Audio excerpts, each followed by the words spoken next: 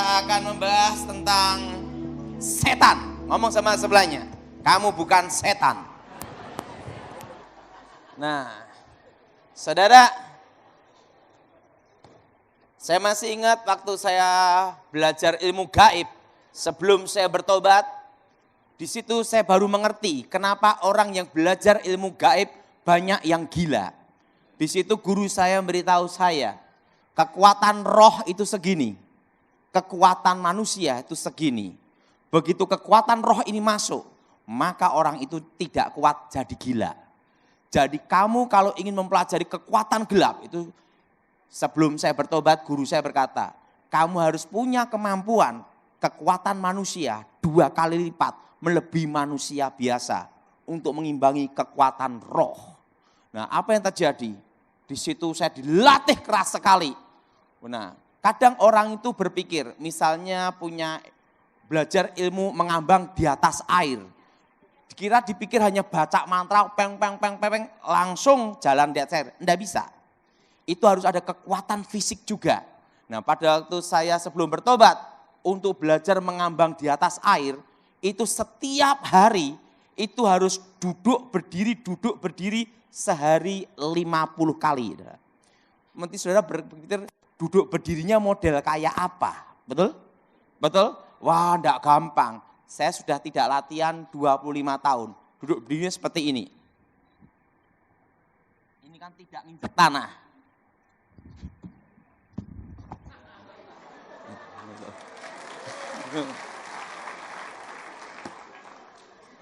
Sehari 50 kali. Dan kalau menghadap guru itu seperti ini. Gitu. Bayangin, itu sehari 50 kali. Bayangkan.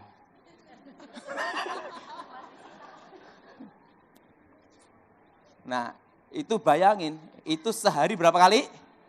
50 kali. Nah, sehingga begitu fisik kuat, baru roh masuk. Teng, langsung gitu. Tetapi kalau fisik tidak kuat, gila. Nah, makanya orang yang belajar ilmu gaib, kalau berhasil, terjun bebas masuk neraka. Kalau tidak berhasil, edan dulu baru masuk neraka. Siapa yang mau daftar? Jadi hari ini kita akan bahas tentang basic dasar tentang okultisme. Basic dasar okultisme itu adalah pemanggilan arwah. Apa saudara? Pemanggilan arwah. Ada yang bertanya sama saya, Pak Daud waktu tugas jaga presiden itu tugasnya apa? Nah, sekarang kan saya kasih tahu. Selama saya tugas, selama 10 tahun, saya tidak pernah gagal. Prinsipnya hanya satu tiket berangkat, tidak ada tiket pulang. Artinya apa? Sampai tugas itu selesai baru pulang. Nah, salah satu tugasnya aja ya, saya kasih tahu. Satu kali saya dipanggil Jenderal, Daud sini, siap. Kamu ingin Natal aman? Siap. Tangkap hidup mati Nurdin M. Top. Itu masih tugas yang kecil aja. Setelah itu, kamu dipanggil ibu menghadap ke Cikeas. Jadi saya itu perintah langsung dari Ibu Ani Yudhoyono. Langsung ke Cikeas. Udah.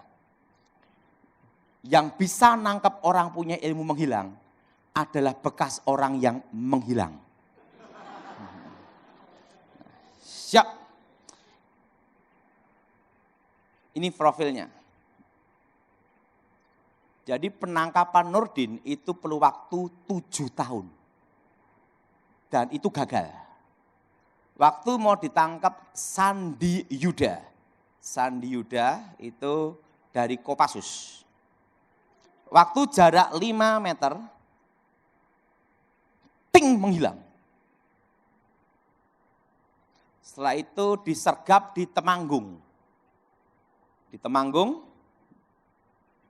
Nah itu waktu di Temanggung dikepung sama Kapolda Jawa Tengah Alex Bambang Riyatmojo. Berondong peluru. Nurdin berjalan di tengah-tengah polisi. Itu yang sebenarnya. Maka untuk mengalahkan orang punya ilmu menghilang adalah bekas orang yang menghilang. Izin. Berapa tim dibentuk? Kamu sipil.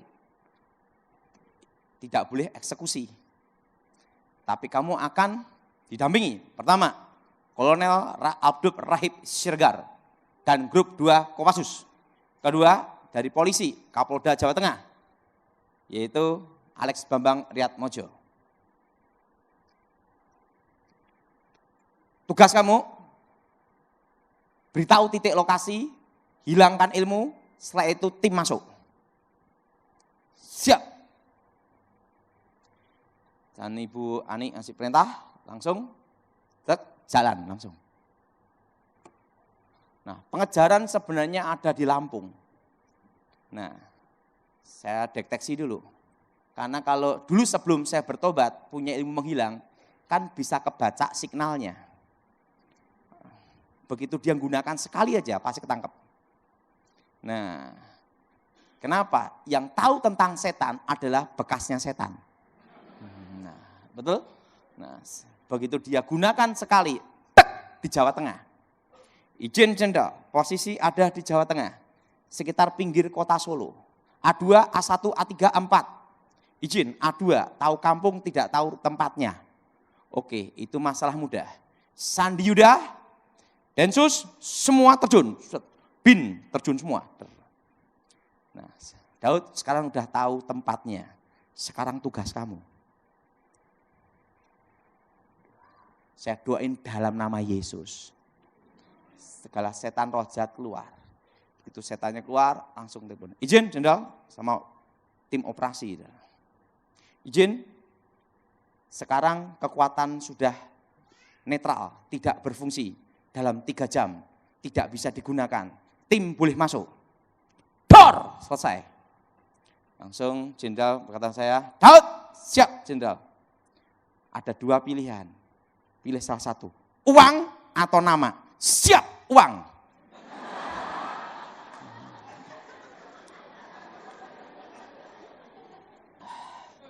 Jadi yang dapat nama Densus. Uang saya. Dasar kamu pinter juga kamu. Nah, saya itu, udah, itu salah satu operasi. Jadi Nurdin M. Top, Dr. As-Sahari, dan penggagalan bom Jati Asih, saya semua. Nah, itu masih sebagian kecil aja. Masih banyak tugas-tugas yang diberikan ke saya. Tapi semua itu karena Tuhan. Amin. Nah, 10 tahun saya menjaga negara. Tugas saya langsung di bawah Kasat waktu itu. Nah, jadi 10 tahun saya itu jarang pulang. Nah, saya lihat anak saya udah gede. Saya pikir tahun 2013 saya nemui Kasat, izin Jenderal, siapapun presidennya 2014 saya tidak jaga lagi. Makanya saya tidak ke Pontianak itu kira-kira 10 tahun lebih, hampir 15 tahun. Karena saya tugas itu, tugas khusus. Suatu waktu dibutuhkan langsung siap. Nah waktu itu siapapun presidennya saya tidak jaga lagi. 2014. Tapi negara memerlukan kamu diaktifkan kembali. Nah, kapan kamu mundur? 2014 siapapun presidennya saya tidak jaga lagi. Bulan kapan? 6 atau 7 tanggal 9. Udah. 2014 saya mundur. Nah, makanya 10 tahun zamannya SB. Teroris langsung diatasi. Karena apa?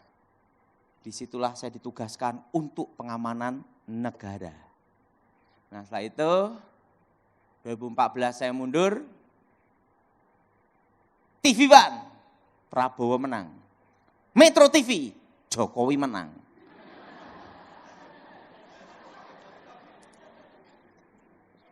Anak saya nomor 1 gini, Papi, presidennya 2, papi jaga yang mana? Akhirnya Jokowi menang. Saya ngomong sama anak saya, papi sudah mundur. Jadi, kok papi mundur kenapa? Untuk nemenin kalian. Sekarang turun pangkat, jaga kalian jadi baby sister. Nah itu, tahun 2015, ada salah satu pas pampres nemuin saya, Pak Daud, Anda diminta menghadap Menko. Ada apa? Anda diusulkan untuk pengaktifan kembali untuk keamanan negara. Nah di situ istri saya ngeliatin saya, waduh udah 10 tahun dah ini, kapan selesainya kan gitu lah. Saya ngomong, izin, saya balik ke gereja aja. Jadi saya kembali ke gereja. Nah, karena waktu saya 10 tahun pun juga pelayanan di gereja, tapi jarang pulang. Nah setelah itu saya ikut Pak Gilbert. Saya ikut Pak Gilbert belum lama. Saya ikut Pak Gilbert Lumaindong itu baru 25 tahun.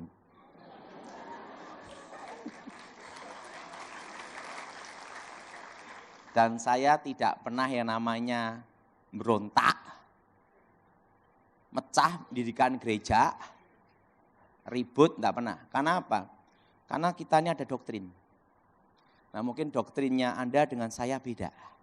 Karena sejak kecil saya itu didoktrin. Doktrin seperti ini. Kalau engkau ikut satu komando, satu komandan, sekalipun dia salah atau benar, kamu enggak boleh ninggalin. Apapun terjadi kau harus jaga dia sampai titik darah penghabisan. Tapi kamu enggak boleh ikut salahnya. Nah, jadi sampai sekarang itu saya doktrinnya itu. Pemimpin salah atau benar, itu saya enggak boleh ninggalin. Tapi enggak boleh ikut kesalahan. Hanya satu komando. Gitu. Nah itu, makanya saya ikut Pak Gilbert itu 25 tahun. Dan saya tidak pernah memberontak. Dan tidak pernah melawan. Ataupun beda prinsip langsung ngedeki gereja. Enggak pernah saya. Kenapa? Karena prinsip itu sejak kecil ditanamkan ke saya. Sekalipun komandan salah, tidak boleh ikut kesalahan. Tapi tidak boleh meninggalkan sampai titik darah penghabisan. Makanya setelah Pak SBY turun, sampai sekarang saya tidak kemana-mana. Setia, satu komando. Nah, saya kan ikut Pak Edi Wibowo. Nah, walaupun beliau pensiun, tetap sampai sekarang. Saya tidak kemana-mana. Satu jalur, jalur merah. Komando. Nah itu. Jadi sampai sekarang saya ikut Pak Gilbert ya dari saya bertobat sampai sekarang. Nah kadang saya itu juga bingung di Kristen ini ribut sebentar, mecah dirikan gereja. Setan bisa protes. Setan aja enggak pernah berontak sama Lucifer ya. Nah, hari ini kita akan membahas tentang pemanggilan arwah.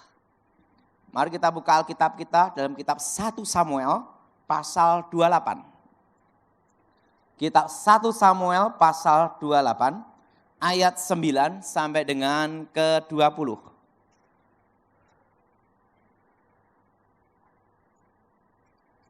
Kitab 1 Samuel pasal 28 ayat 9 sampai dengan 20. Kitab 1 Samuel pasal 28 ayat 9 sampai dengan 20. Saudara yang genap, saya ganjil. Kitab 1 Samuel pasal 28 ayat 9 sampai dengan ke-20.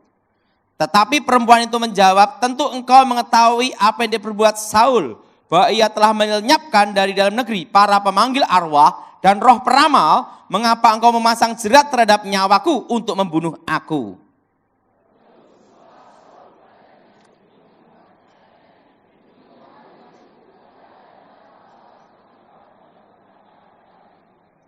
Sesudah itu bertanyalah perempuan itu, siapakah yang harus kupanggil supaya muncul kepadamu? Jawabnya, panggillah Samuel supaya muncul kepadaku.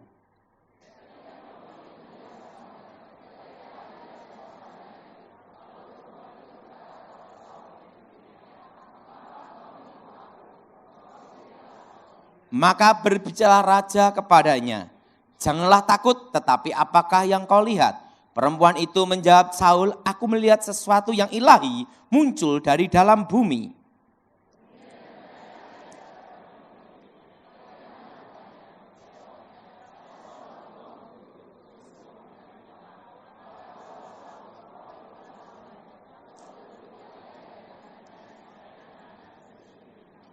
Sesudah itu berbicaralah Samuel kepada Saul, mengapa engkau mengganggu aku dengan memanggil aku muncul? Kata Saul, aku sangat dalam keadaan terjepit. Orang Filistin berperang melawan aku dan Allah telah undur daripadaku. Ia tidak menjawab aku lagi baik dengan perantara nabi maupun dengan mimpi. Sebab itu aku memanggil engkau supaya engkau memberitahu kepadaku apa yang harus kuperbuat.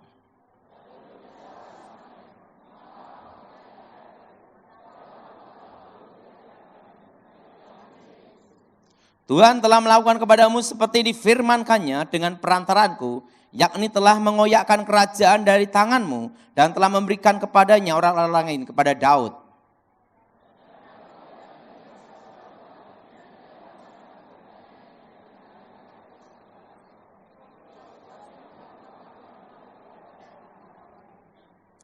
Juga orang Israel bersama-sama dengan engkau akan diserahkan Tuhan ke dalam tangan orang Filistin. Dan besok engkau serta anak-anakmu sudah ada bersama-sama dengan daku. Juga tentara Israel akan diserahkan Tuhan ke dalam tangan orang Filistin.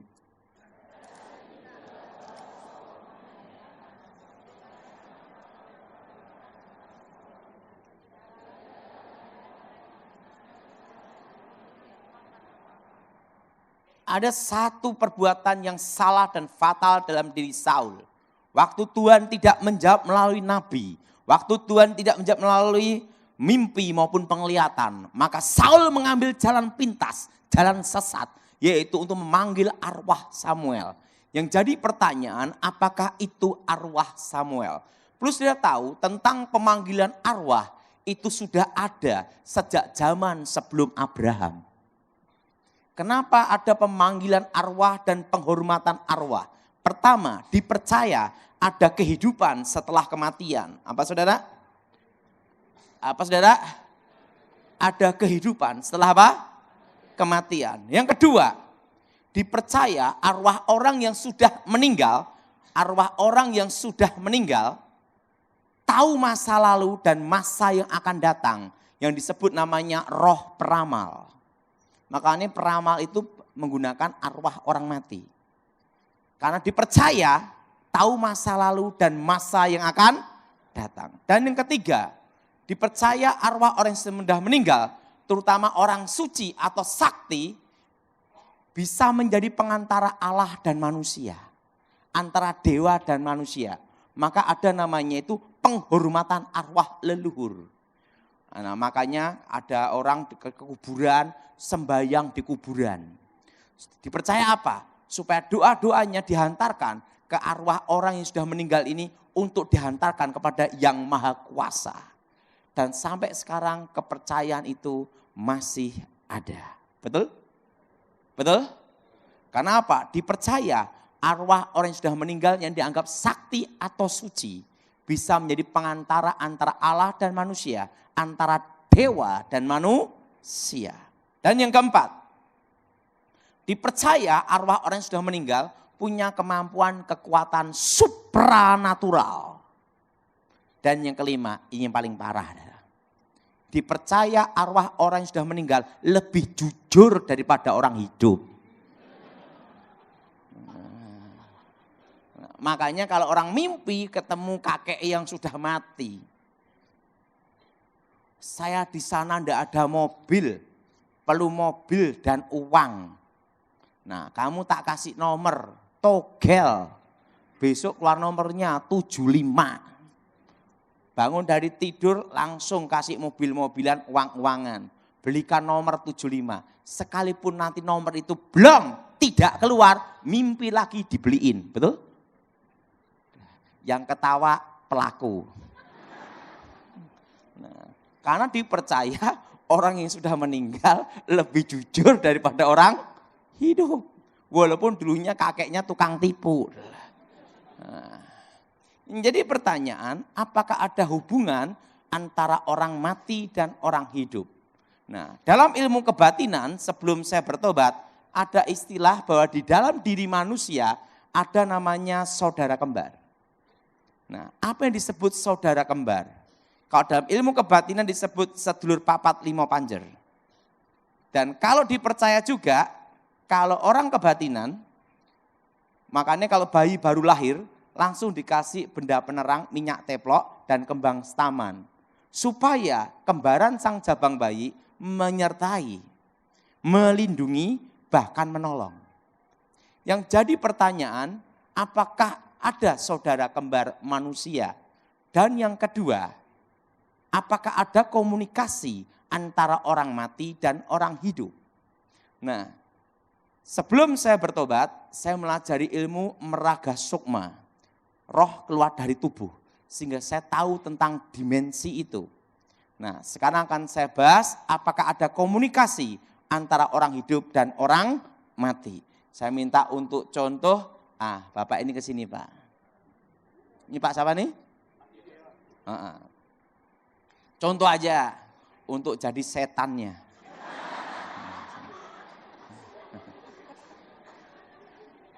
Nah, saya minta yang baju putih sini Pak. Nah, saya itu kan sesuai contoh.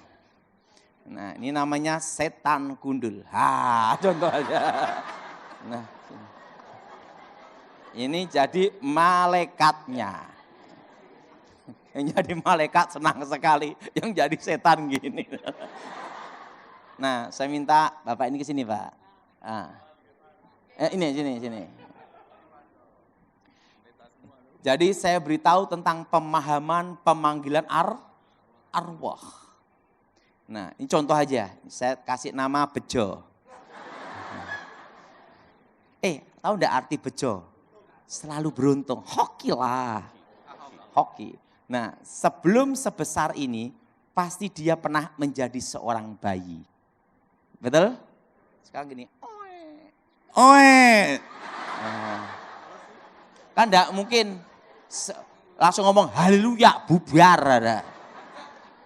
Langsung di sini ada setan. Kenapa ada setan? Alkitab berkata, iblis seperti singa yang mengaum-ngaum mengelilingi kita. Jelas? Nah, di sini ada malaikat. Haleluya. Kenapa ada malaikat? Alkitab berkata, malaikat Tuhan berkemah di sekeliling kita. Karena orang tuanya orang Kristen.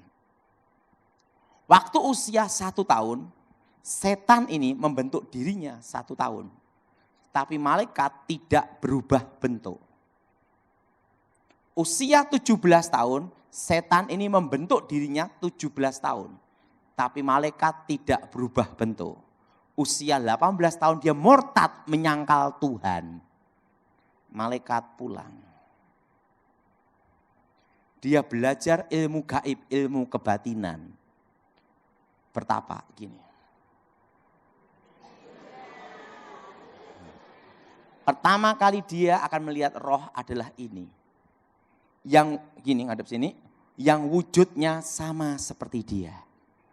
Makanya kalau orang bertapa, langkah awalnya dia adalah melihat dirinya sendiri. Makanya kalau yang tahu bahasa saya ini adalah orang kebatinan. Yang bergaul ilmu gaib. Pertama kali dia lihat adalah dirinya sendiri.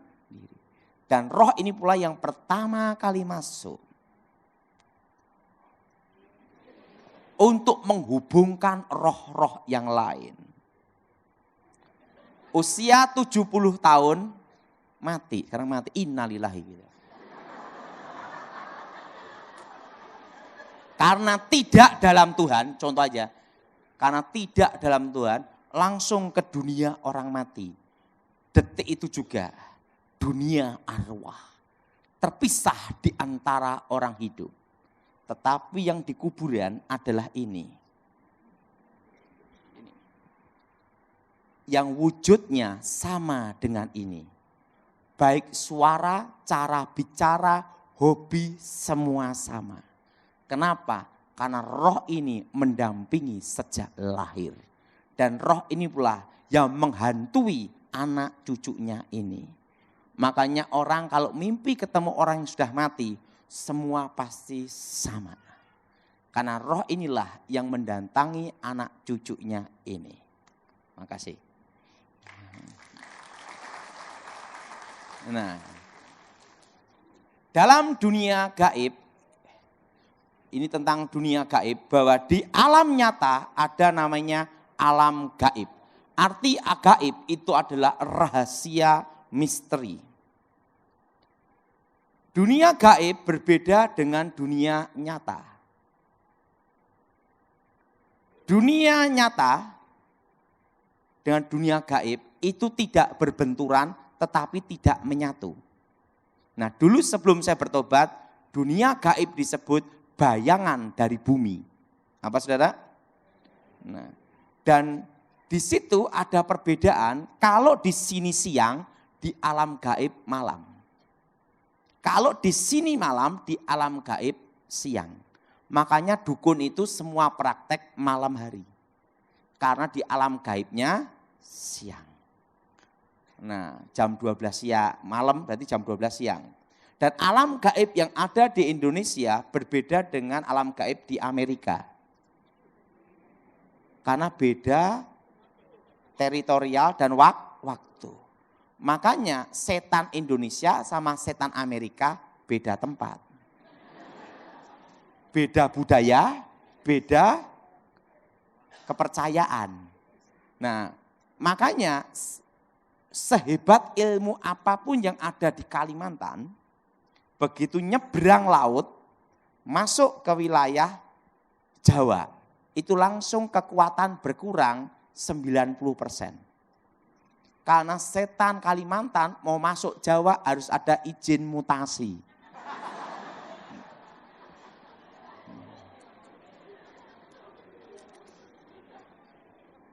Namanya apa? Teritorial.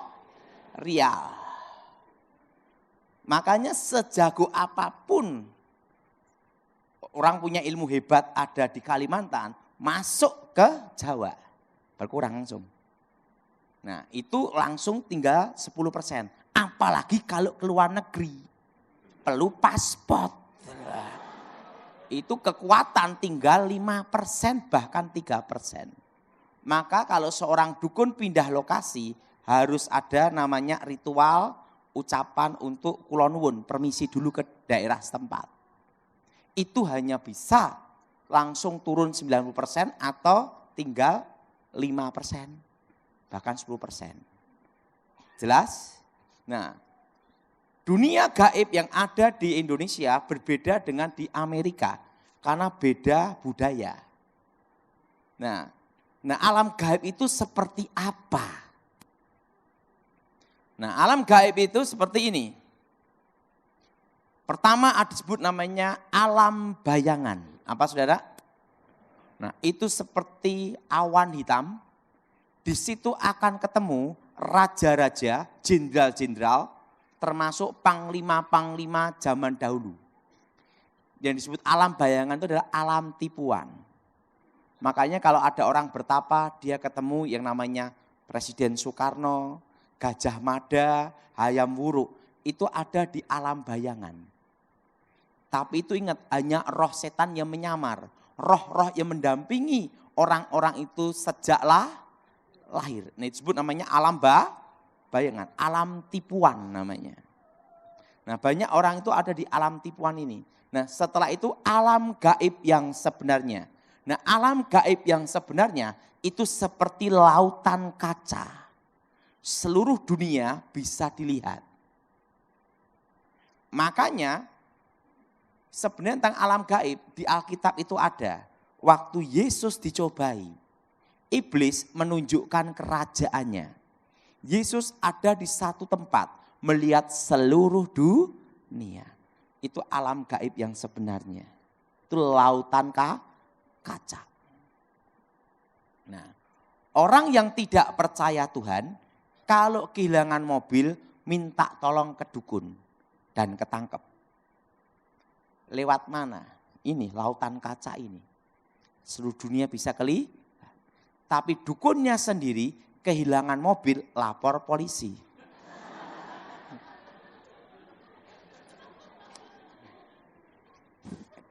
Kenapa?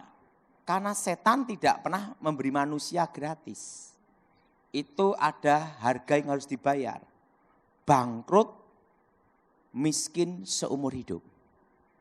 Makanya dukun itu tidak akan menggunakan ilmunya sendiri. Orang yang tidak percaya Tuhan kalau sakit pergi ke dukun. Dukun sakit pergi ke dokter. Itu ada rahasianya. Nanti lain waktu saya bahas. Nah, itu loh kalau mau laris toko pergi ke dukun ini, suhu ini, ke kuburan keramat ini. Kenapa tidak naik pangkat sendiri, tidak kaya sendiri? Karena ada resiko, harga yang harus dibayar. Saya mau tanya, siapa yang percaya setan bisa memberkati? Angkat tangan. Tinggi-tinggi. Siapa yang tidak percaya setan memberkati? Angkat tangan. Siapa yang tidak percaya setan bisa berkati? Angkat tangan. Nah, yang ketiga, yang bingung angkat tangan. Ini saya kasih sekilas. Sama-sama minta ke dukun, sama-sama minta ke setan, kayanya beda-beda. Ada yang tetap miskin sekalipun minta. Ada yang kaya, ada yang tetap miskin sekalipun minta. Ini rahasianya. Sebelum saya bertobat ada hukum namanya keadilan yang maha kuasa. Orang baik, orang jahat, orang beragama, tidak beragama, ateis atau bukan. Semua bisa merasakan cahaya matahari. Betul? Betul? Siapa yang setuju angkat tangan? Demikian karena keadilan yang maha kuasa. Bahwa manusia di bawah kolong langit ini diberinya berkat rezekinya masing-masing. Namanya mangkok piringnya, takarannya masing-masing. Buktinya ada pendeta yang kaya raya, makan begini. Tapi ada juga pendeta miskin, makan begini. Sama-sama pendeta, rezeki beda, sama-sama doanya, betul? Tidak usah banyak-banyak. Preman aja, ada preman kelas nasional dan preman kelas terminal, betul? Betul? Betul? Kita punya anak 3, kayanya beda-beda, ada yang miskin, ada yang kaya, betul? Betul? Ada orang Kristen kaya, ada orang Kristen miskin. Ada Hindu Buddha Islam yang kaya, ada Hindu Buddha Islam yang miskin. Karena keadilan yang maha kuasa. Manusia di bawah kolong langit ini diberinya rezekinya masing-masing. Hanya bedanya kalau kita percaya Yesus dijamin masuk surga. Dan kalau kita setia ditambahi berkat itu. Tapi untuk hoki, keberuntungan udah diberinya masing-masing. Maka hukum tabur tua itu berlaku bagi semua umat manusia. Nah, apa yang membedakan Tuhan dan setan? Ada. Setan bukan pencipta. Tuhan adalah pencipta. Arti pencipta itu adalah yang tidak ada menjadi ada. Setan itu tidak bisa mencipta, itu bedanya. Nah, orang kalau minta kekayaan sama setan diambil dari mana? Rezeki anak cucunya. Kalau hoki anak cucunya itu besar, orang tuanya kerja apapun berhasil. Tapi setelah orang tuanya mati, anak cucu ini kerja apapun gagal, bangkrut, habis. Kenapa? Karena rezekinya sudah diambil duluan sama orang tuanya. Maka Alkitab berkata setan itu pencuri. Jelas? Jelas? Nah, kalau anak cucunya itu tukang ojek, tukang becak, sekalipun minta ke setan tetap becak. Karena tergantung rezeki hoki anak cucu. Jelas? Jelas? Jelas? Dan kutukannya ada. Tidak bisa menikmati kekayaan itu. Nah, coba Bapak ini berdiri, Pak. Anda dikasih kaya, hari ini kaya. Berapa tahun kemudian terkena kutukannya. Tidak bisa menikmati kekayaan. Stroke, sakit gula. Nah, setelah itu anak edan, anak gila. Istri dibawa ke neraka. Tapi kaya, mati ke neraka. Mau? Nah, pikir dulu. Dan itu pun ingat, setan bukan pencipta. Nah, makanya orang kalau minta kekayaan setan, ingat saudara, tidak bisa menikmati. Dan yang kedua, rezekinya itu bukan dari setan, diambil anak cucu. Setelah orang tuanya mati, selesai ini. Nah, kenapa dukun tidak minta sendiri? Dia tahu rezeki anak cucunya bokek. Saya pun minta tetap bokek. Nggak bisa. Kalau setan itu bisa berkati, enggak ada dukun praktek, tahu enggak? Minta kayak sendiri-sendiri, betul? Kenapa? Karena tahu rahasia ini. Jadi kalau saudara mimpi ketemu kakek nenekmu, orang tuamu yang sudah meninggal, itu bukan arwah mereka. Itu ada di namanya alam bayangan. Jelas? Alam apa, saudara? Alam bayangan. Nah, Pak, bagaimana tentang kitab Samuel ini? Ini banyak perdebatan di sini. Yang bisa menjawab ayat ini adalah bekas dukun. Karena yang praktek. Nah, sekarang saya jelasin apakah ini arwah Samuel atau bukan. Pertama, roh itu dipanggil. Dalam konteks perdukunan, suatu roh bisa dipanggil, pangkatnya lebih rendah dari sang pemanggil. Presiden panggil menteri, karena presiden lebih tinggi dari menteri. Menteri panggil presiden, menterinya dipecat, betul? Nah, nabi sama dukun, pangkatnya tinggi mana? Nabi. Kenapa roh ini bisa dipanggil? Berarti kan di bawah dukun, betul? Betul? Kedua, muncul dari dalam bumi. Sesuatu yang ilahi muncul dari atas. Elia dan Musa. Waktu Yesus menampakkan diri kemuliaannya. Datang dari atas. Roh ini muncul dari dalam bumi. Ketiga, konteks ilahi. Konteks ilahi ini bukan konteksnya Saul penyembah Yehova, Allah yang hidup. Tapi konteks seorang dukun, Saul sendiri tidak lihat. Dalam pemanggilan arwah, kesurupan, blek, bangun, suaranya persis gini-gini. Yang lihat itu dukunnya. Pasiennya hanya mendengar suaranya, apa yang disampaikan dukun, namanya mediator. Kok tahu Pak Datung praktek? Saul sendiri tidak lihat. Arti konteks ilahi di sini, konteksnya seorang dukun. Dewa Dewi.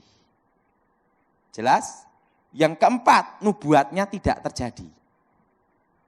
Saul, engkau dan anak-anakmu bersama aku besok mati. Arti besok ini betul-betul besok, bukannya besok Indonesia. Kalau kita janji sama orang Indonesia jelas, tahun, tanggal jelas. Kenapa? Tahun depan pun masih besok, betul? Betul? Betul? Apalagi waktu jadwal bayar utang, betul enggak? Hati-hati itu. Arti besok betul-betul besok. Ingat, tidak semua keluarga Saul mati. Pertama, Isiboset, anak kandung Saul, tidak mati dalam pertempuran. Menggantikan Saul menjadi raja sementara. Walaupun akhirnya dibunuh oleh pengawalnya sendiri. Tapi tidak mati besoknya. Enggak. Kedua, Mephiboset, cucu Saul, anak Yonatan, masih hidup. Jadi tidak semua keluarga Saul mati di hari pertempuran itu. Berarti nubuatnya tidak terjadi. Karena engkau bersama anak-anakmu besok mati. Kan gitu dah. Tidak semua keluarga Saul mati. Yang kelima, dari buahnya lah kamu akan tahu. Buahnya Saul bunuh diri. Dinasti Saul hancur selesai. Kena kutukan itu. Nah, orang yang memanggil arwah orang mati akan terkena namanya kutuk alam kubur. Apa kutuk alam kubur? Akan terjadi banyak musibah bencana dan kemiskinan. Namanya kutuk alam kubur. Indonesia ini harusnya menjadi negara kaya di dunia nomor berapa? Bayangin, tongkat dilempar jadi pohon. Karena tongkatnya dari pohon singkong. betul? Betul? Lempar singkong. Nah, emas ada, batu bara ada, uranium aja ada, hutan kaya, hasil laut melimpah. Tapi Indonesia, negara miskin nomor berapa di dunia, utangnya banyak. Kenapa? Karena banyak para pemimpinnya memanggil arwah orang mati. Pemanggilan dan komunikasi dengan arwah untuk minta petunjuk. Maka Indonesia ini dilingkupi kutukan, namanya kutuk alam kubur.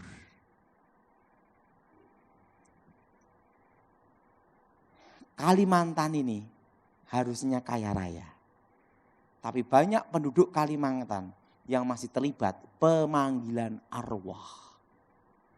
Langit menjadi tembaga, tanah menjadi besi. Namanya kutuk alam kubur. Di mana akan banyak musibah dan bencana dan perceraian. Maka saya percaya angka perceraian di Kalimantan banyak. Perzinahan. Kenapa? Adalah kutuk alam kubur. Mencengkeram. Jelas? Jelas? Pak, bolehkah kita orang Kristen di kuburan? Kalau hanya tabur bunga, ziarah itu boleh. Yang tidak boleh itu meminta. Kedua, memanggil. Ketiga, berkomunikasi. Itu terkena kutuk alam kubur. Pak, kalau ziarah apa harus pakai bunga? Tidak harus. Tapi kelihatan pelitnya sih, betul enggak?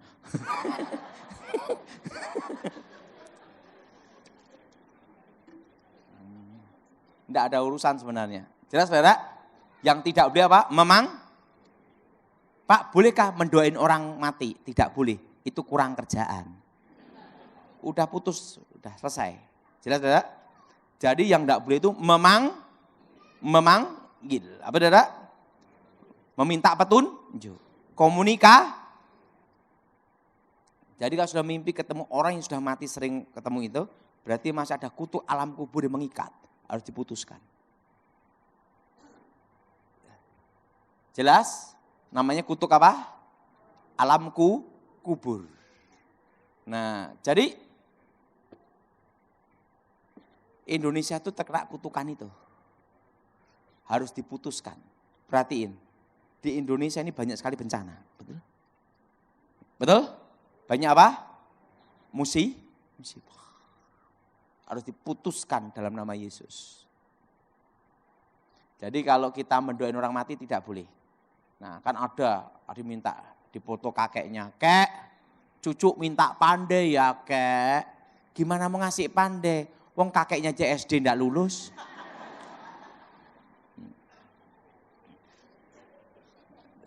Jelas? Jelas? Ini harus diputuskan dalam nama Yesus. Jadi tidak ada 7 harian, 40 harian, 1000 harian. Tidak ada.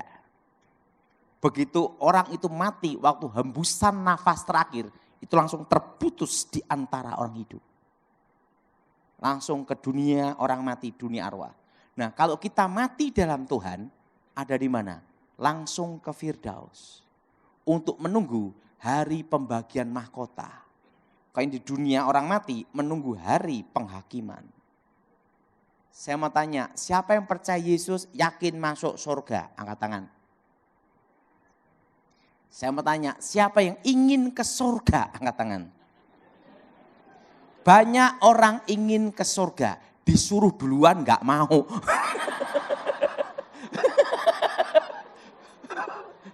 Betul? Betul? Siapa yang mau duluan? Angkat tangan.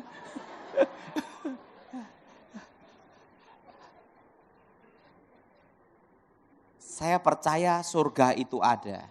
Kenapa saya percaya surga itu ada? Saya pernah ke surga.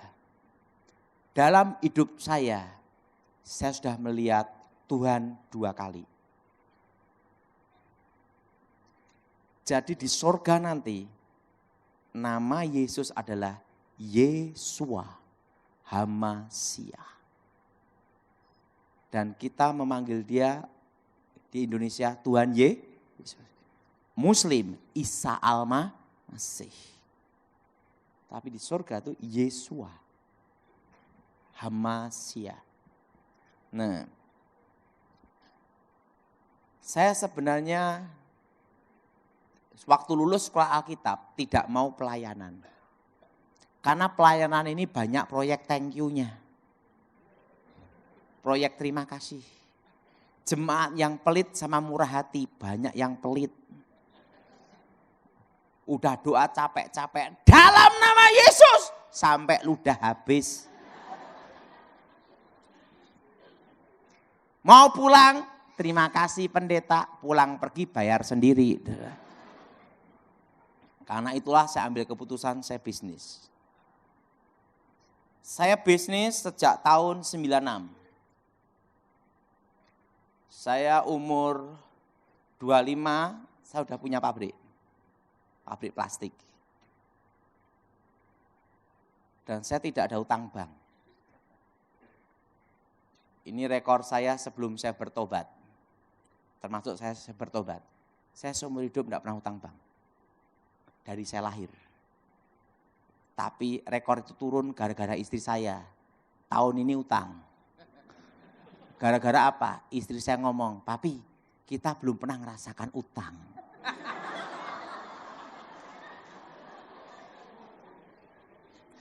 Jadi dari saya belum bertobat sampai saya bertobat itu tidak pernah utang.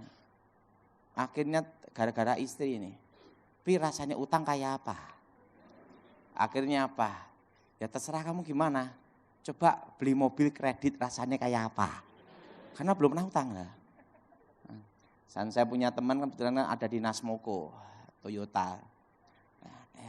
Pak Daud, gampang lah nanti diatur sama nanti bunganya sama ini beli cash atau tidak cash sama aja. Udah beres aja. Ya udahlah nyoba. Jadi seumur hidup saya hanya utang 200 juta. Dok. Itu pun tahun ini. Saya ngomong istri saya, kamu aja dah. Nah, saya dari lahir sampai sekarang, utang hanya sekali tak. Itu pun saya ngomong istri saya, bayar aja sekalian, pusing saya bilang itu. Daripada setiap bulan ngasih-ngasih gitu loh. Nah, makanya istri itu bisa masuk, susah keluar. Siapa yang setuju angkat tangan? Yang setuju itu bapak-bapaknya masih gini semua. Ingat ya, kalau udah masuk uang ke istri, waduh keluarnya susah. Ya, betul? Ya udahlah dia mau ngerasain utang tahun ini. Ya udah, oke lah 1 tahun aja lah 200 juta. Udah kasih setiap bulan. Kenapa dibayarnya sekalian? Udah nyoba lah rasanya kayak apa gitu. Karena saya belum pernah utang seumur hidup. Sekali itu aja. Nah, saya bisnis plastik saya berhasil. Saya umur 25 udah megang pabrik. Umur 28 sampai umur 30 tahun saya sudah ngasih pengarahan ngajar di Akademi Polisi Semarang, Reserse Intelijen. Untuk penangkal pelumpuh ilmu hitam. Itu saya umur 28 sampai 30. Umur 30 sampai umur 40 saya jaga presiden. Nah, terusan setelah itu umur 41 turun pangkat jaga Gilbert.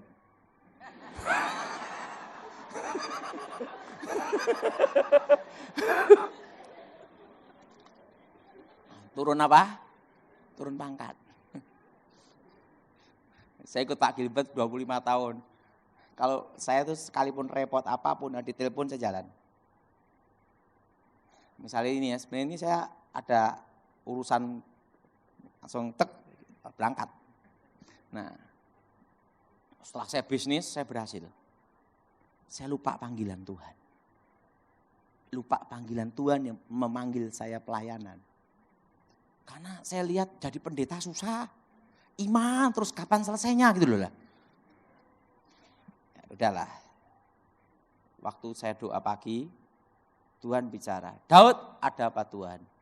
Sudah waktunya kamu pulang ke rumah Bapak. Ha?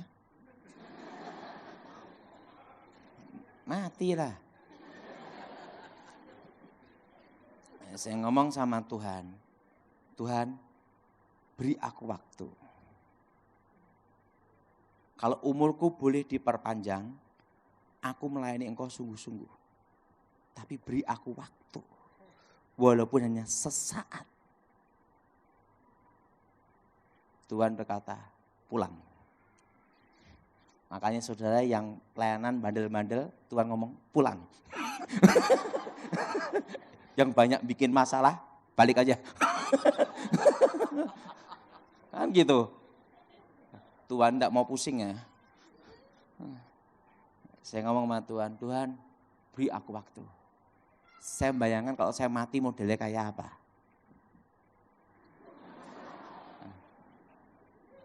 Nah, saya pamit sama mama saya. Mah, aku mau pulang ke rumah bapak. Wedan apa? Stres apa? Nah, saya naik motor, boncengan sama temen. Kecelakaan motor yang paling bahaya itu bukan yang di depan, tapi di belakang. Makanya sampai kejadian itu saya enggak mau naik motor di belakang, harus di depan. Karena yang di belakang enggak tahu apa-apa. Betul? No, saya naik motor. Wah, teman saya kencang ngebut. Wah, gini nih. Ada truk itu jalan kencang juga. Tanpa rating, mau nyalip, berhenti mendadak. Ini enggak sempat ngerem. Jadi karena di depan tahu, langsung gini. Saya kan enggak tahu. Mador langsung gini. Makanya kalau naik motor minta ke mana? Depan. Yuk belakang aja lah. Nah, begitu tabrakan buar itu gini. Roh saya keluar. Saya baru mengerti manusia tubuh jiwa roh itu ada. Saya lihat tubuh saya sendiri. Ada malaikat tingginya 3 meter. Malaikat itu 3 meter. Makanya enggak ada gambar malaikat anak-anak itu enggak ada. Ada itu. Karena ada gambar malaikat anak-anak bawa sayap gini-gini kan enggak ada itu ada tuh. Itu malaikat anak-anak namanya. Malaikat itu tingginya 3 meter. Roh saya dibawa ke satu tempat. Ada tangga emas. Ada malaikat banyak sekali seperti derau air bah. Memuji menyembah Tuhan. Seperti derau air bah. Bung, bung. Dan malaikat itu bicara pada saya dalam suatu bahasa. Nanti kita di surga bukan bahasa Indonesia. Termasuk bukan bahasa Inggris, ada bahasanya sendiri. Malaikat ngomong, itu. Ada bahasa sendiri.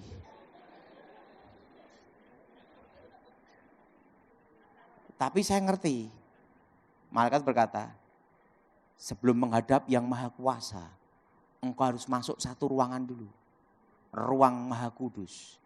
Karena engkau dilayakkan untuk masuk ruangan itu. Saya dibawa ke ruangan itu.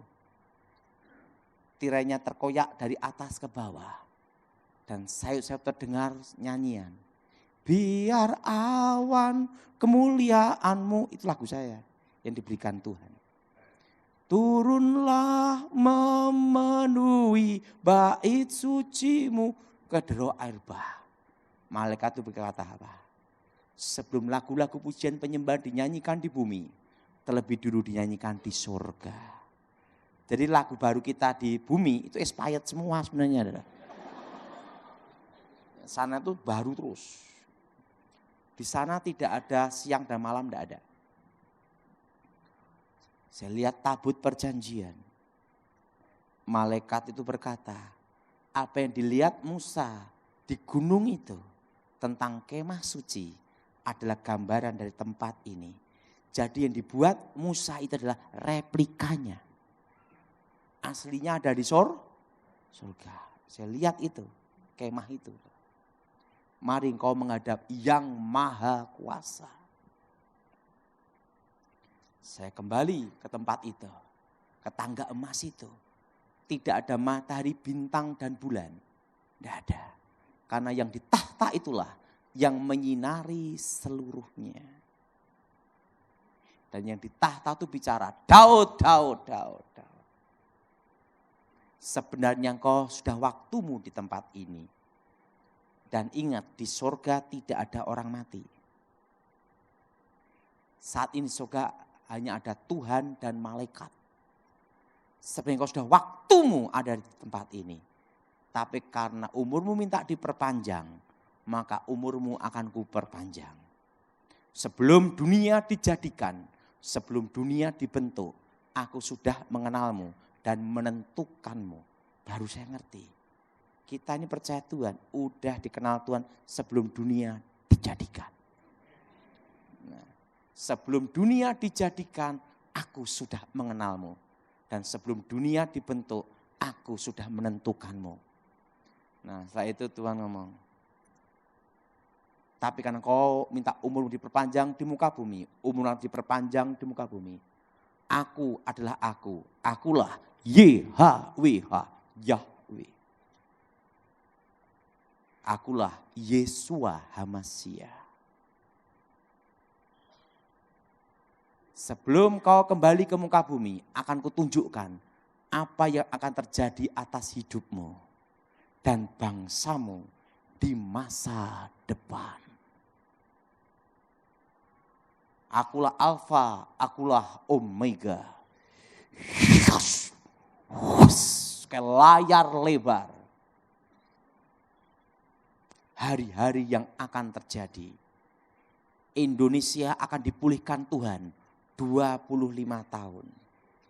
Dimulai krisis 98. Tapi sebelum pemulihan Indonesia akan terjadi krisis ekonomi.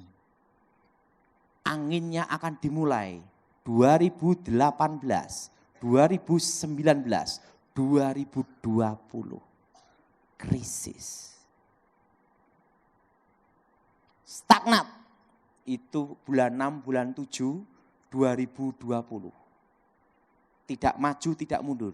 Sampai 2023. Indonesia mengalami pemulihan ekonomi. Nah, jelas? Jelas? Nah, Indonesia terpecah menjadi 3 negara. 1, Timor Leste sudah lepas. Kedua akan menyusul. Hari yang akan terjadi. Yang 2 mana Pak Daud? Tidak dikasih tahu. Pokoknya 2 menyusul. Hari yang akan terjadi. Santuan ngomong, mari kutunjukkan di rumah Bapakku banyak tempat tinggal. Saya diajak jalan satu tempat. Saya tanya sama Tuhan, Tuhan kapan engkau datang? Engkau tidak perlu tahu masa dan waktunya. Karena tidak ada seorang pun nabi atau malaikat yang tahu kapan aku datang. Tapi yang perlu engkau tahu, aku menyertai umatku sampai kesudahan zaman. Nah, setelah itu, jadi tidak ada yang tahu kedatangan Tuhan. Mari kutunjukkan. Apa yang kau tanyakan, ku jawab. Kecuali 1 kedatangan. Saya diajak jalan satu tempat. Lantainya emas semua. Dan di situ ada tembok kayak benteng air mengalir. Kayak terbuat dari apa? Batu blue safir, batu emerald, batu paparaca, batu cat eye. Dan batu mulia semua. Yang tidak ada adalah batu ake.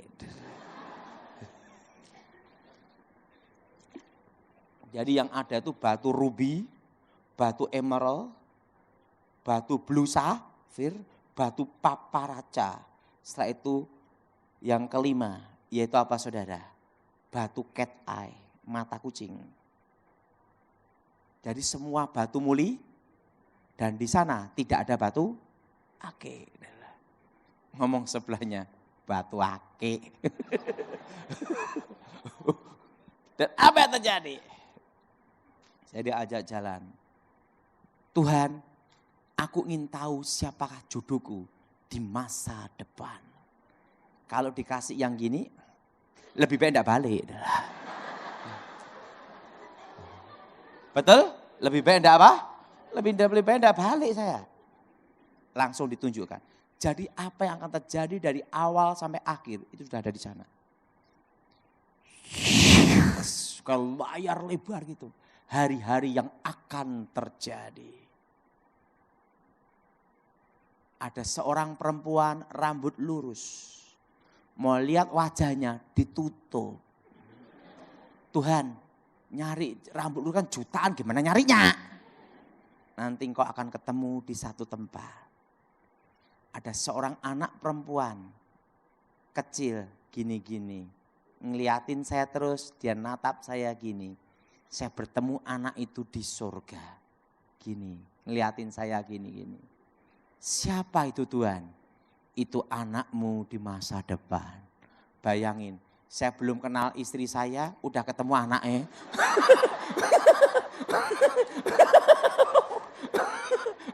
Bayangin. Jadi saya lihat anak saya duluan.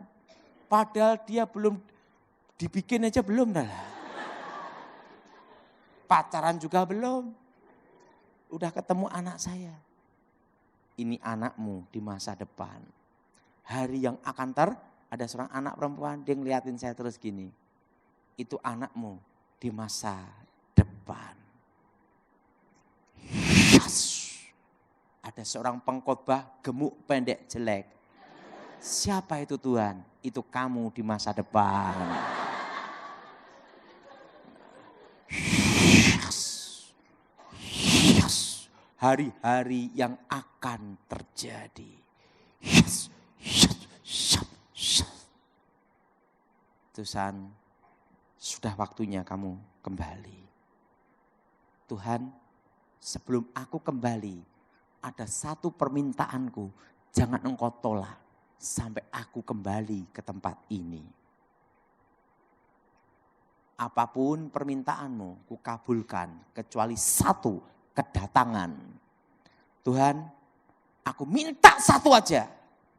Jawab iya dulu. Engkau kan tahu dari awal sampai akhir. Sudah waktunya balik. Enggak mau, jawab iya dulu. Sudah waktunya balik. Enggak mau, minta satu aja saya. Baiklah, apapun permintaanmu ku kabulkan.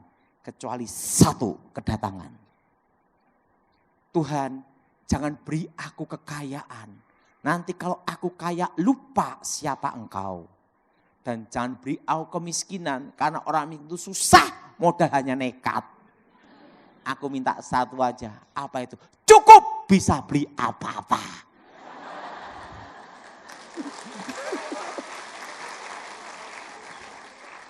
Betul?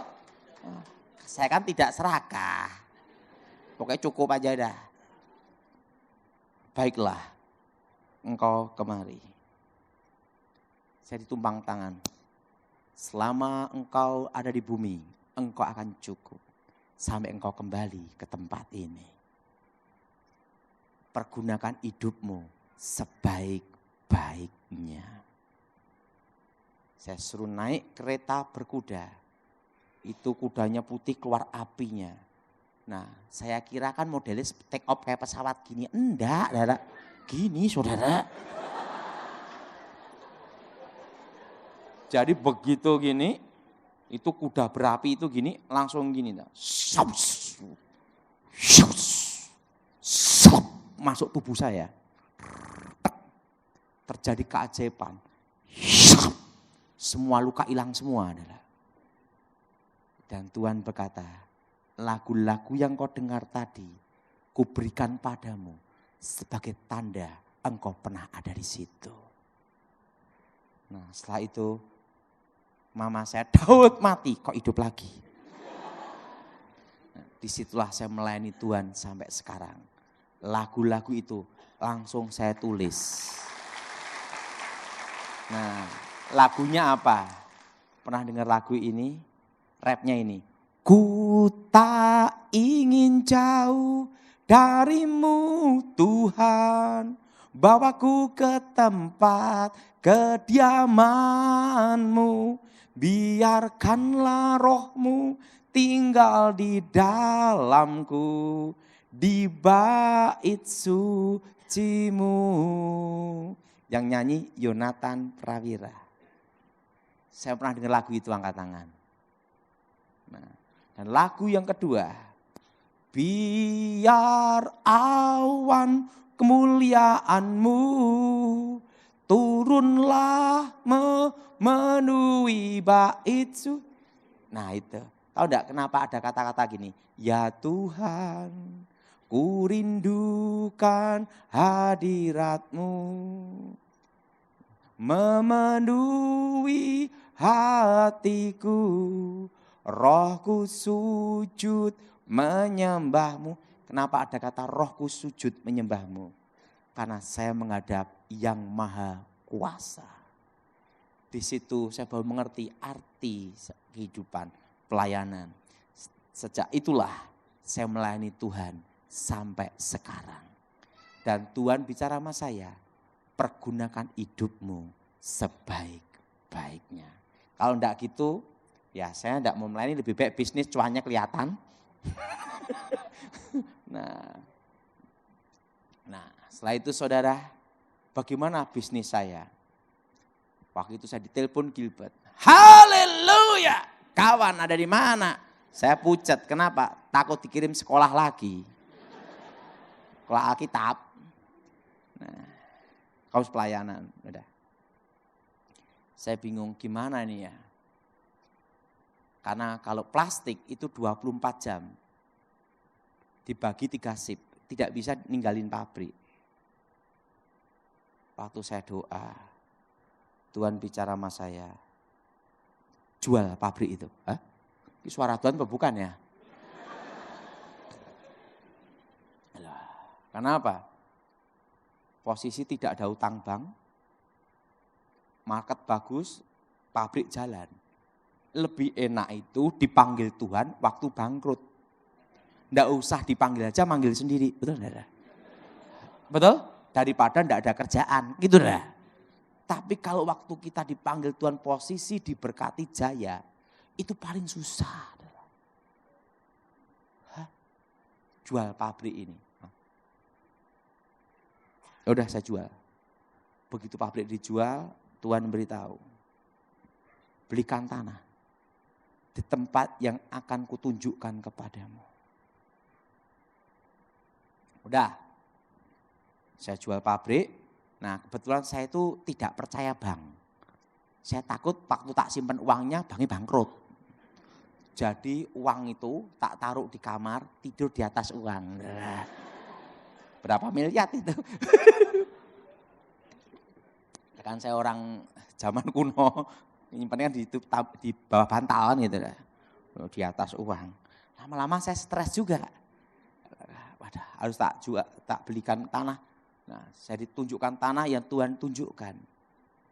Yang Tuhan tunjukkan itu tanahnya. Banyak rampoknya, banyak setannya. Setan diusir keluar, rampok datang. Dan itu tanah yang tidak laku. Kalau ke tempat itu harus muter. Jembatan belum ada. Tuhan beritahu, beli. Ya udah. Semua di bawah 1.500 atau 2.000 di bawah. Jangan hektaran. Beli pinggir jalan semua. Saya beli pinggir jalan, ya sama yang ada jalannya 200.000, 300.000, 500.000. Nah uang pabrik itu tak belikan tanah semua. Setelah dibelikan tanah semua, uang habis. Baru bingung, ini suara Tuhan atau bukan ya?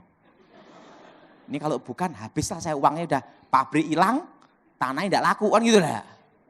Waduh. Udah, semua udah. Saya telepon Pak Gilbert. Pak Gilbert, ada apa kawan? Tapi udah saya jual Pak Gilbert. Ah? Kamu ikut pelayanan saya aja lah. Ya emang dari dulu saya ikut Pak Gilbert, ya udah ikut saya aja. Saya ikut pelayanan udah sama Pak Gilbert. Waduh, uang saya udah habis. 1 tahun, 2 tahun, 3 tahun. Tiba-tiba ada truk datang, bulldozer datang, alat-alat berat datang semua. Saya kaget ada apa? Enggak taunya tanah yang Tuhan tunjukkan Tuhan itu adalah pintu tol. Pintu tol Solo Semarang, Semarang Solo, Solo Surabaya, Surabaya Solo. Pintu keluar masuk di situ. Itu tanah dari harga 200.000 langsung jadi 2 juta. Yang 500.000 langsung jadi 6 juta. Saya nyesel sekali. Kenapa beli tidak banyak sekalian? Wah, gitu. Langsung tak bikin ruko-ruko. Saya itu franchise Alfamart, san ruko-ruko. Tuhan, saya ngomong, wah. Jadi tanah yang tunjukkan itu, saudara, itu pertama itu tanah yang, tidak laku, saudara. Tapi Tuhan ngomong, di sini engkau beli sebanyak-banyaknya. Wah itu, uang pabrik itu habis untuk beli tanah itu, saudara. Berapa lokasi. Itu pokoknya saya itu kalau tidak salah ada 30 sertifikat itu, saudara. Wah saya nyesel sekali, kenapa tidak banyak sekalian, saudara. Tidak taunya pas pintunya tol. Jaraknya berapa? Jarak 500 meter sampai 1 kilometer dari pintu tol semua, saudara. Jadi tidak kena pelebaran jalan, tidak. Tapi posisinya pinggir jalan gitu, saudara. Di situ saya baru mengerti rencana Tuhan itu indah. Nah, yang kedua adalah Firdaus. Apa, saudara? Siapa yang percaya Firdaus itu ada? Angkat tangan. Nah, Firdaus itu tempat penantian. Tempat apa, saudara? Tempat apa? Penantian. Untuk menunggu hari pembagian mahkota. Dalam hidup ini kadang ada waktunya lebih baik tidak tahu masa depan daripada tahu masa depan. Tapi yang kita percaya indah pada waktunya. Sebelum ayah saya meninggal 2018, 13 Januari, 2 minggu sebelumnya Tuhan bicara sama saya. Daud, siapkan tanah kuburan untuk ayah kamu. Hah? Ayah saya sehat tidak sakit. Siapin tanah kuburan. Saya ngomong sama adik saya, Han, kita cari tanah kuburan. Untuk siapa? Untuk papa. Loh papa memang mati tahu tahun. Iya. Saya akan Delingan, Karanganyar, sampai di rumah orang tua saya, papa saya ngomong gini, kamu cari tanah kuburan untuk siapa? Untuk papa. Hah? Aku memang mati tahu? Iya. Papa saya itu percaya Yesus, tapi mulutnya belum bertobat. Maki-maki orang ini, hari itu langsung berubah.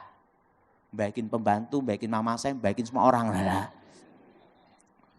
Baju-baju disetrika semua, dia siapin jas yang mau digunakan untuk pemakamannya dia. Setrika sendiri.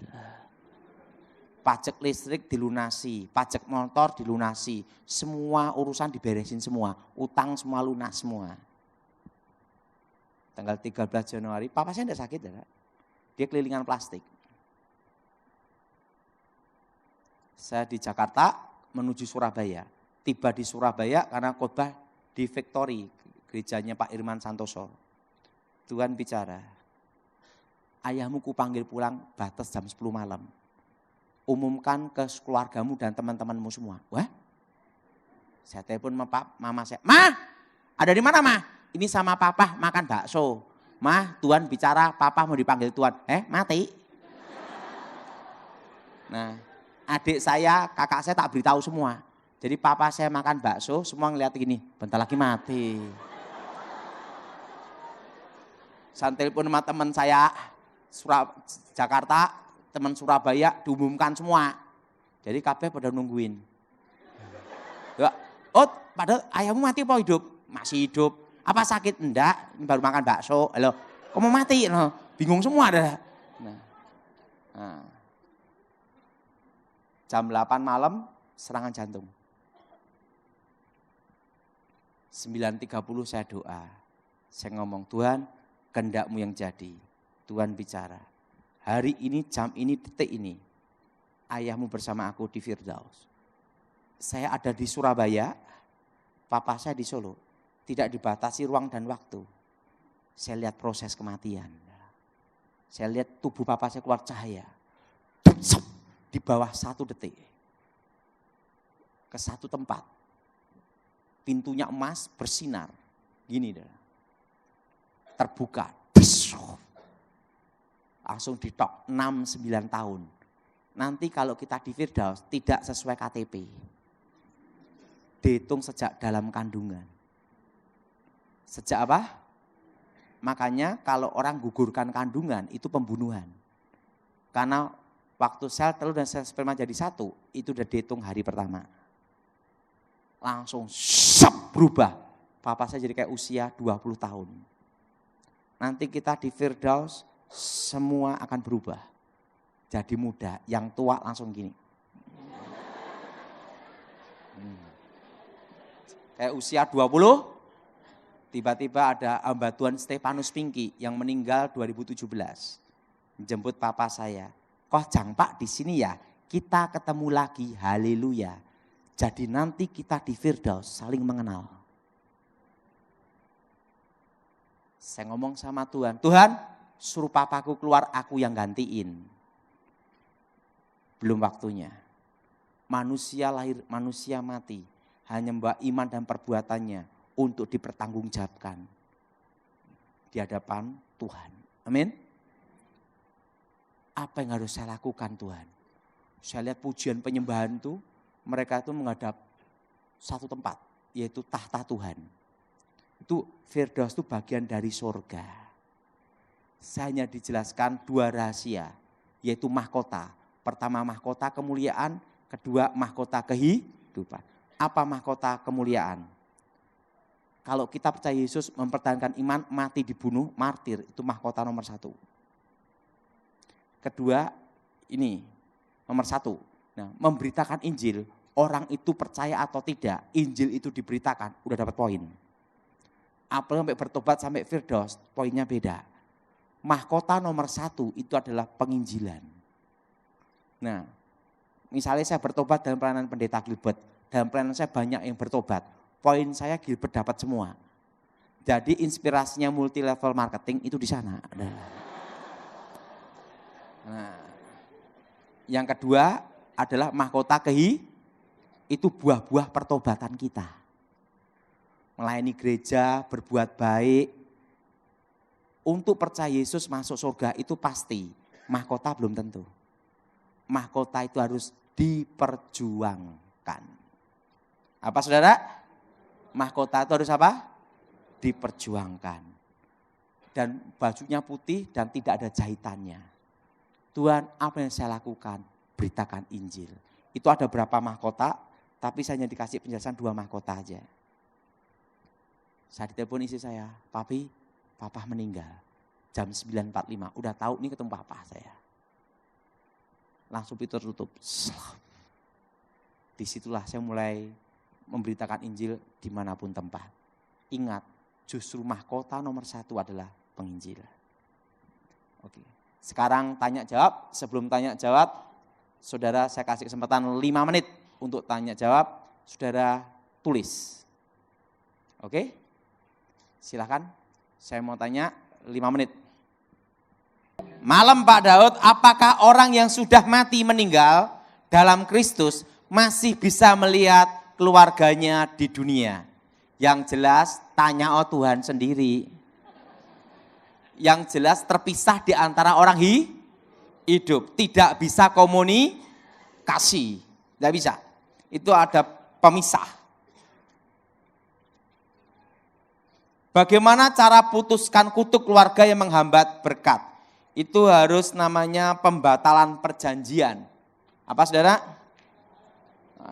Nah, cara membatalkan perjanjian itu saya semua. Di dalam nama Yesus, segala perjanjian setan atas hidupku, keluargaku, masa depanku, kami patahkan, kami hancurkan dalam nama Yesus. Jelas? Apakah orang Kristen masih bisa terkena santet? Bisa. Kalau Kristennya Kristen tomat, habis tobat besok kumat. Artinya belum Nah, sekarang saya beritahu, orang rokok itu paling mudah disantet. Memang di Alkitab tidak tertulis dilarang merokok, tapi di pom bensin ada. Kenapa orang rokok bisa kena santet? Karena satu unsur, api dan asap. Untuk ngundang setan itu pakai apa? Kemenyan. Dibakar keluar apa? Api dan satu unsur dengan pemanggil mantra. Sehingga orang kalau ngerokok paling mudah kena santet. Jadi supaya tidak kena santet, berhentilah merokok. Lebih baik untuk kolekte gereja. Jelas? Dan ingat, orang yang suka tertawa tidak bisa disantet.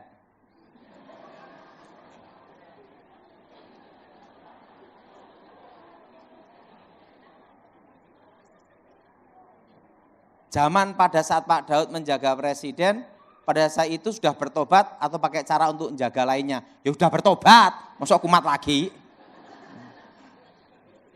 Tahu enggak saya gunakan apa? Darah Yesus.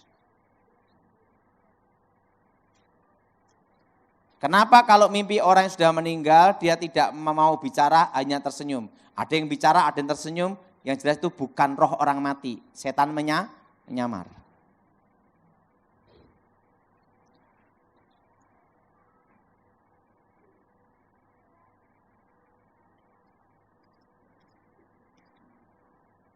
Ada keyakinan di Indonesia ini tentang pesugihan. Cari kekayaan melalui setan yang memerlukan tumbal. Oke. Kutuk itu selalu dari atas ke bawah. Tidak ada namanya kutuk tumbal mertua. Kalau ada kutuk tumbal mertua, menantu-menantu yang sakit hati, mertuanya ditumbalkan semua. Kutuk itu selalu anak cucu. Atas ke bawah. Kenapa atas ke bawah? Karena anak cucu bicara tentang generasi. Anak cucu bicara tentang pengharapan, anak cucu bicara tentang masa depan. Artinya apa? Setan menghancurkan masa depan dan generasi. Kita orang tua capek-capek kerja tujuannya supaya anak kita lebih baik daripada kita. Betul? Bayangkan, bapaknya penjahat ingin anaknya jadi polisi. Betul? Padahal polisi nangkep penjahat. Makanya setan itu selalu merusak anak cucu, generasi. Artinya masa depan.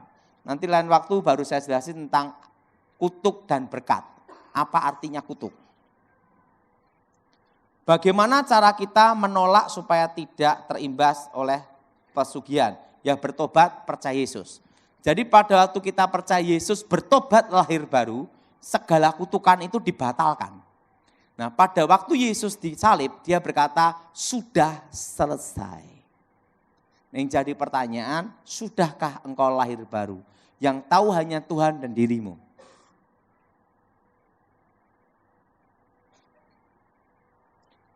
Kalau kita makan menikmati jualan orang yang pakai penglaris, boleh tidak? Bagaimana caranya? Saudara, kita kan tidak mungkin di restoran tanya, kamu pakai setan apa enggak? Ya susah. Nah, pokoknya kalau saudara di restoran doa, darah Yesus sucikan makanan minuman ini. Sudah selesai dah. Pak, kalau itu persembahan yang diberikan kuasa gelap, kita lihat boleh enggak kita makan? Tidak boleh. Tidak boleh. Karena apa? Itu kita lihat itu dipersembahkan berhala. Nah kalau kita tidak lihat, lain cerita. Makanya doa itu doakan dengan darah Yesus. Sucikan, kuduskan makanan ini. Supaya apa? Segala mantra hilang. Karena kita tidak mungkin di restoran kita tanya, dipersembahkan atau tidak, susah. Yang jual ngomong, lu mau tahu ngapain?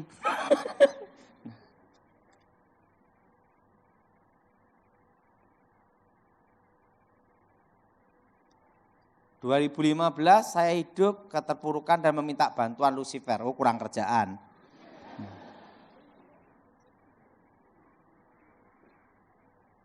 Dan saya 2018 sukses dan tidak ada keturunan. Tidak ada ketenangan batin. 19 saya bertobat bagaimana cara biar sukses dan tenang dalam Kristus dan meninggalkan Lucifer. Ya bertobat. Jangan kembali ke hidup dosa lagi. Amin. Gitu aja repot.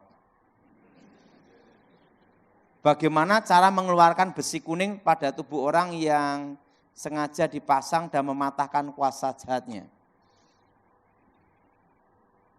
Semua kekuatan mantra, kekuatan jimat, kalau ditanam di dalam diri manusia, itu ada di 3 titik. Coba semua pegang bagian sini. Orang kalau belajar meditasi atau namanya itu kekuatan batin, pasti konsentrasi di sini. Namanya kekuatan pikiran, kekuatan. Yang disebut kekuatan batin itu adalah alam bawah sadar. Nih. Kedua, pegang semua bagian jantung. Semua jimat, susuk atau kekuatan mantra apapun itu akan mengikuti jalur peredaran darah, jantung. Ketiga adalah pusar. Manusia sebelum lahir hidup dari pusarnya, betul? Nah, kekuatan mistik itu ada di sini, maka disebut kundalini, kekuatan ular.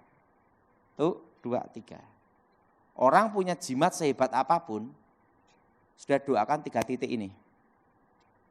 Hancur dalam nama Yesus. Nah, jelas? Jelas? Jelas? Itu 1, 2, 3. Orang susah mati, doakan 3 titik ini. Pak, apa harus pegang? Tidak harus. Kan doa tidak dibatasi ruang dan waktu. Tapi kalau saudara boleh megang 3 titik ini.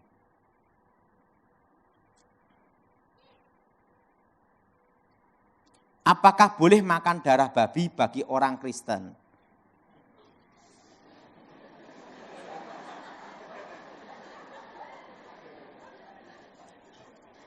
Ini menurut saya loh ya, enggak boleh. Karena darah itu banyak kotoran.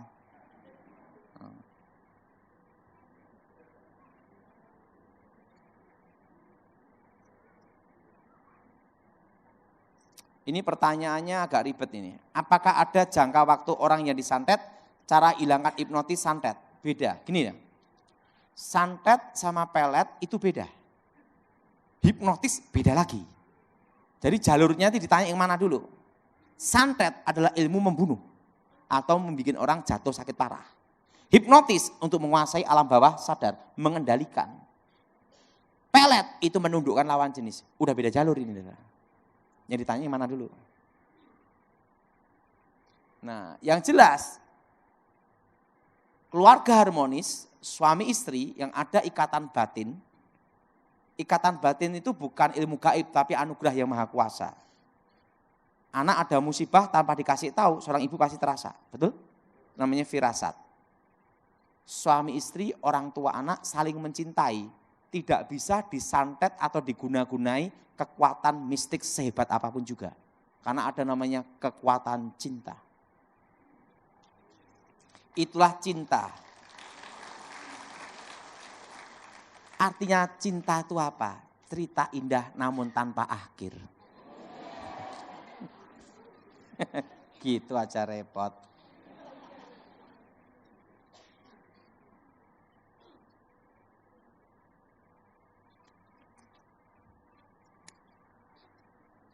Bagaimana cara kita mengetahui jika seseorang terkena kuasa gelap atau tidak? Dan bagaimana cara mengatasinya? Nanti kalau ada kesempatan ini, tahun ini, kalau saya datang ke sini saya jawab. Ini perlu waktu 3 jam jelasin ini.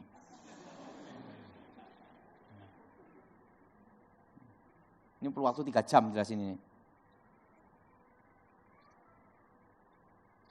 Apakah kutuk alam kubur mempengaruhi kehidupan sakit penyakit manusia? Iya. Kutuk alam kubur.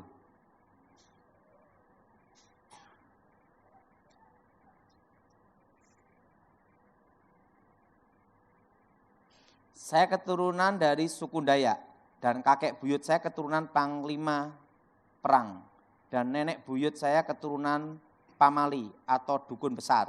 Oke. Kami keturunan dari ketiga keempat ada yang tidak waras sakit jiwa. Berarti kutuk keturunan. Kutuk keturunan itu sampai 3-4 generasi. Tapi kalau dalam ilmu kebatinan itu sampai 7 keturunan. Arti 7 itu angka sempurna. sempurna kebaikan atau sempurna kejahatan. Itu dalam pemahaman kebatinan. Mohon doa untuk cara memutuskan kutuk ini, termasuk suku saya dan keluarga ada yang gila. Itu harus dipatahkan, namanya kutuk generasi. Nanti kalau tahun ini saya ada kesempatan baru saya bahas kenapa ritual itu selalu hari Jumat, kenapa tidak malam Minggu.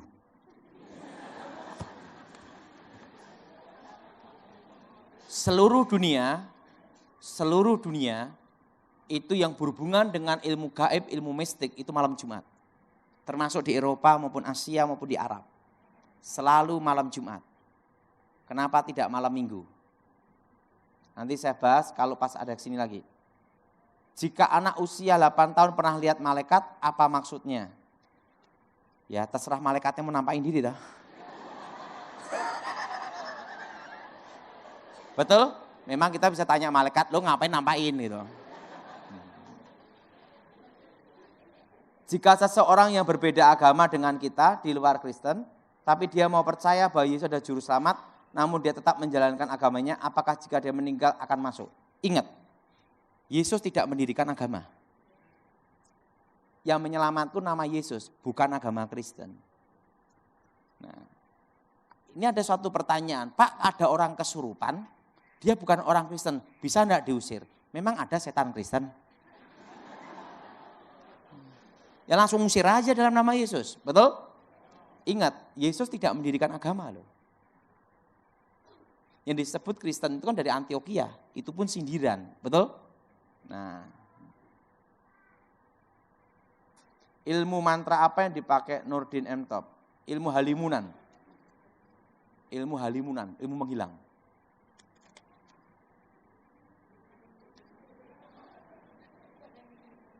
Apabila ada anggota keluarga atau orang tua suami istri yang melakukan doa permohonan kepada arwah yang sudah meninggal, ataupun pernyataan apa mereka yang telah meninggal, apakah kutukan atau perbuatan hanya mengenai orang yang melakukan tersebut atau mengenai seluruh keturunan?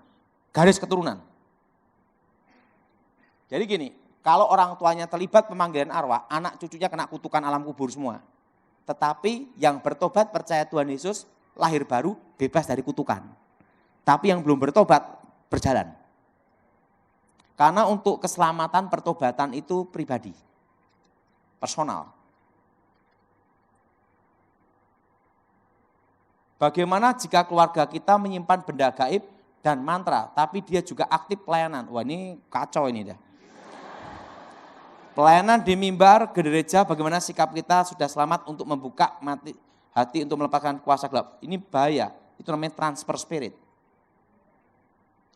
Saya kasih tahu, saudara jangan suka ditumpang tangan orang sembarangan. Itu saya transfer. Tumpang tangan itu kan gini, bawah ini atas, yang atas memberkati bawah. Nah kalau yang atasnya terlibat kuasa gelap, tumpang tangan masuk ke sini. Nah, makanya saudara kalau ditumpang tangan siapapun pendetanya, lihat kehidupannya dulu.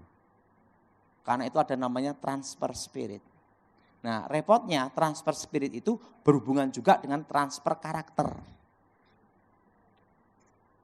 Nah makanya kalau saudara mau ditumpang tangan, saran saya doa dulu. Darah Yesus sucikan tubuh jiwa rohku, darah Yesus bentengi. Itu untuk menghindari transfer spirit.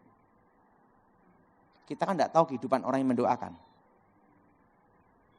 Ini menurut pendapat saya. Mengapa biasa orang yang mimpi dapat nomor togel dan dipasang beneran dapat? Apa boleh pasang nomor togel?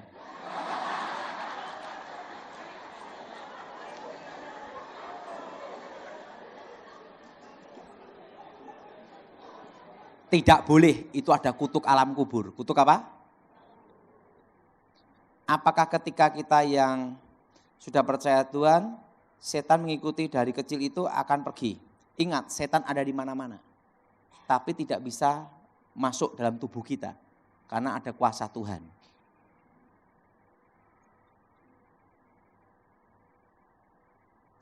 Kalau misalkan mertua dari ipar kita percaya dukun, apakah kita sebagai salah satu keluarganya juga terkena imbasnya. Kalau belum bertobat kena imbasnya. Tapi sudah bertobat tidak bisa, karena ada perlindungan Tuhan. Saya percaya, tapi bagaimana cara percaya sungguh-sungguh? Hati yang tulus, ya cari Tuhan sungguh-sungguh. Gitu aja bingung. Ini sebelum saya akhiri karena saya harus berangkat ke Singkawang. Suatu kali saya ketemu seorang pakar ekonomi. Pakar ini saya akan membuka wawasan berpikir saudara. Pakar ekonomi ini adalah pendiri Bursa Efek Indonesia. Salah satu pendiri Bursa Efek. Dia ahli makro dan mikroekonomi. Dan dia adalah salah satu konglomerat Indonesia dan Asia. Kebetulan saya teman baik sama dia belum lama. Saya teman baik sama dia baru 15 tahun. Nah, karena saya pernah di pengamanan khusus presiden, jadi saya kenal orang ini. Dari cara berpikir, cara apa. Karena di situ dia ahli makro dan mikroekonomi. Dia ngomong gini, 2013 dia ketemu saya, ngomong-ngomong gini, Pak Daud, saya ingin tahu waktu Pak Daud di surga kan melihat masa depan Indonesia. Apa yang Bapak Daud lihat? Saya akan gabungkan dengan logika. Secara makro dan mikroekonomi. Jangka panjang. Oke. Coba Pak Daud, saya mendapat di surga, mendapat penglihatan waktu itu 2018, 19, 2020 akan terjadi krisis ekonomi.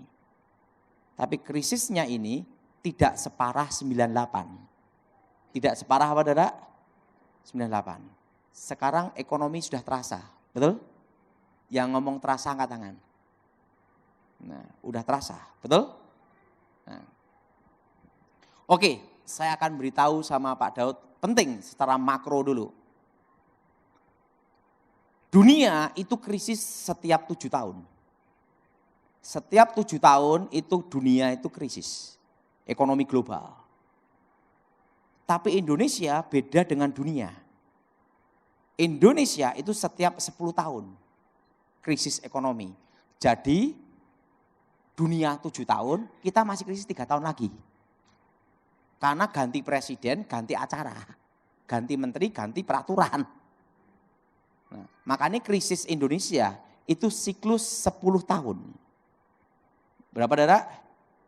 Siklus 10 tahun. Nah sekarang kita akan melihat dari sejak Indonesia merdeka. Krisis pertama kali itu tahun 1948. Waktu itu terjadi pemberontakan di Madiun PKI Muso. Setelah itu tahun 58, zaman Soekarno. Sampai ada yang namanya sanering, pemotongan uang. Betul? Yang pernah ngalami angkat tangan. Yang tua-tua itu ngalami. Betul? Betul? Itu kira-kira tahun 58. Setelah itu tahun 68. 10 tahun, 68. Setelah G30 SPKI. Tahun 65 terjadi krisis. Tahun 68. Setelah itu tahun 78, era Soeharto. Setelah itu tahun 88 terjadi inflasi. Sehingga keluar uang Rp50, gambar Soeharto Mesem. Itu inflasi, betul? Betul? Itu tahun berapa? 88. Setelah itu tahun 88, setelah itu tahun 98. Setelah tahun 98, setelah itu tahun berapa? 2008, krisis ekonomi global. Betul? Nah, berarti akan dimulai krisis Indonesia. Dimulai 2018. Oke, sekarang saya akan tarik ulur utang Indonesia. Itu tahun 2013. Zaman era Soekarno, Soeharto sekian. Sun, obligasi, utang negara, sun, apa semua. Wah, sampai lihat, pusing saya. Wah, dia makro, mikroekonomi, kalkulasi. Nanti 2018-19, utang Indonesia akan tembus 4.000 sampai 5.000 triliun. Sekarang sudah terbukti. Betul? Nah, ini krisis. Oke. Dolar akan menembus 2018-19, tembus 14.000 sampai 14.100. Dan pada waktu 14.100 susah diprediksi. Orang ini ngomong sejak tahun 2013. Kalau saya sebut namanya, se-Indonesia banyak yang tahu dia. Berarti akan dari krisis ini, iya. Sekarang udah tahu krisisnya. Sekarang bagaimana solusinya? Kita kalau tahu penyakitnya, enggak ada obatnya. Sama aja mati pelan-pelan. Betul enggak? Betul? Betul? Betul?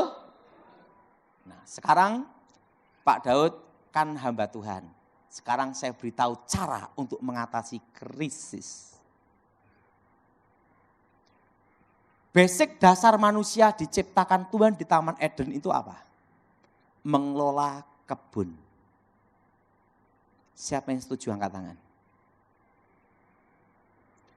Diusir dari Taman Eden, beternak. Bisnis yang tidak terpengaruh oleh krisis apapun di dunia hanya ada dua. Beternak dan berkebun. Nah, untuk apa kita merdeka? Supaya kita punya tanah. Betul? Sekalipun merdeka, kamu tidak punya rumah tanah, tetap gelandangan. Setuju? Siapa yang setuju angkat tangan? Kita merdeka supaya punya tanah. Betul? Langsung dia ngomong gini. Jadi, kelolalah tanah. Pak Daud perlu tahu, 2023 akan dari pemulihan Indonesia, itu tepat sekali. Kenapa tepat sekali? Saya tanya sama dia. Untuk infrastruktur jalan tol, itu 5 tahun, itu belum balik modal. Itu keluar uang terus pemerintah. Nah, nanti bisa dirasakan manfaatnya setelah 7 sampai 10 tahun. Nah 10 tahunnya berapa? 2023. Berarti akan terjadi pemulihan Indonesia 2023. Itu betul. Kenapa? Infrastruktur apa semua dirasakan. Jadi bagaimana menurut Bapak? Ingat 2018, 19, 2020. Waktunya beli tanah.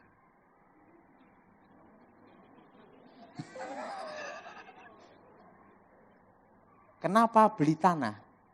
Karena waktu krisis orang perlu duit. Dan kita jadi penolongnya. Beli tanah.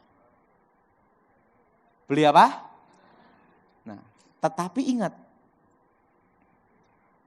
Jangan yang di atas 10 juta. Semua di bawah 1 juta. Yang ngajari saya bisnis dia. Coba Pak Daud secara logika. Beli tanah 10 juta. Tahun depan naik 20 juta. Susah enggak? Susah. Berat itu. Tapi kalau Pak Daud beli tanah per meter 100.000. Tahun depan naik 200.000. Itu mudah. Betul? Yang setuju angkat tangan. Nah, beli tanah semua di bawah 1 juta. Dan pinggir kota. Akses jalan, 2 mobil lewat.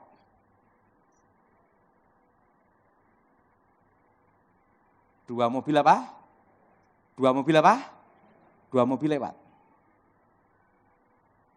Semua di bawah 1 juta. Jangan beli hektaran. Kenapa? Jualnya susah. Semua di bawah 2000 meter. Supaya liquid. Oke, yang ngajari saya bisnis dia. Setelah itu gimana lagi? Ini ilmunya saya bagikan saudara. Setelah itu gimana lagi? Sambil menunggu, kelola tanah. tapi bukan sawit. Karena sawit dikuasai kartel, mafia. Dan jangan juga tanaman jangka pendek kayak singkong. Sekali panen nanam lagi. Pusing kepala katanya. Nanam apa? Jangka panjang. Kelengkeng, alpukat, duren. Apa saudara? Duren, pete. Jangan sepelekan itu lah. Pete, jengkol, lada, kemiri yang berhubungan dengan siklus ekonomi. Jadi jangan nanam pohon 6 bulan cabut ngerintis lagi. Itu bukan jangka panjang. Tapi engkau harus capek dulu selama 3-5 tahun. Nah, setelah itu siklus ekonomi, setelah itu pelihara sapi. Kebunnya semua dikasih rumput-rumput. Sapi makan, ada susu sapi. Kamu dapat susu sapi gratis. Yang kedua, pupuknya juga gratis dari tai sapi. Makannya sapi dari mana? Dari rumput. Nah, itu siklus ekonomi. Itu bisnis yang bisa diwariskan jangka panjang. Jadi jangan menanam pohon yang jangka pendek. Tanaman jangka pendek itu untuk selingan saja. Kayak lada, panili. Tapi harus ada tanaman jangka panjang.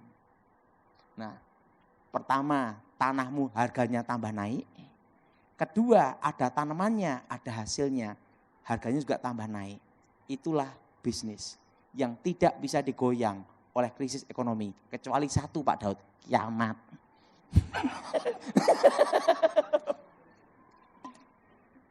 Jelas? Jelas? Jadi saudara saya kasih tahu sebelum saya berangkat ke Singkawang, ingat beli apa? Tanah. Jangan beli apartemen. Tanah. Pertama itu. Kedua, jangan utang bank. Karena bunga bank akan naik. Dan yang ketiga, jangan pegang rupiah sebanyak-banyaknya. Pegang secukupnya saja. Kenapa? Inflasi. Langsung saya ngomong sama saya, ingat kalau Pak Daud teman saya berhasil itu biasa. Kalau Pak Daud gagal itu luar biasa. Kenapa? Wong teman saya kok bisa gagal berarti betapa gobloknya. Nah, di situ saya bagikan saudara. Jadi saudara punya uang berapapun sekarang, belilah apa? Tanah. Dan tanahnya itu, ingat jangan hektaran. Penting ada jalan aspal, 2 mobil lewat, pinggir kota. Semua di bawah 1 juta. Jangan di atas 5 juta, jualnya susah. Betul? Siapa yang setuju angkat tangan? Yang alami berarti. Nah, semua di bawah berapa? 1 juta. Setelah itu menanam tanaman jangka apa? Panjang. Alpukat, apalagi? Kelengkeng, pete. Jangan nyepelekan pete loh. Nah, kalau cabai itu jangka pendek. Itu hanya selingan. Nah, tanaman jangka panjang itu. Kalau jati, aduh, panennya 50 tahun sekali, nanam lagi. Nah, jadi harus jangka apa? Panjang. Dan ingat, itulah ketahanan pangan. Jadi saudara, saya kasih gambaran. Kalau saudara saat ini mau memulai bisnis tanah. Apalagi Kalimantan ini, tanah kan belum mahal sekali. Betul? Dan yang kedua, tanamlah tanaman jangka panjang. Kalau singkong 6 bulan, nanam lagi. Betul? Nah, kalau kelengkeng, apokat, duren, apa lagi? Setelah apokat, duren, apa lagi? Ada lagi saudara. Pete, jengkol. Tambah tahun, tambah ini. Kenapa? Itu bisa diwariskan ke anak cucu. Siapa yang setuju angkat tangan? Rumah-rumahnya tanamnya apokat semua. Jelas? Jelas? karena itu orang konsumsi. Sirsak, ingat sirsak, buah-buahan. Nah itu katanya itu yang jangka panjang. Nah saya beritahu pada saudara, dia pesan ngomong sama saya, Pak Daud, Kak Padan sering khotbah, beritahu umat Tuhan. Karena saya punya pengetahuan, saya bagikan. Nah makanya dia bagikan ke saya bagikan ke saudara.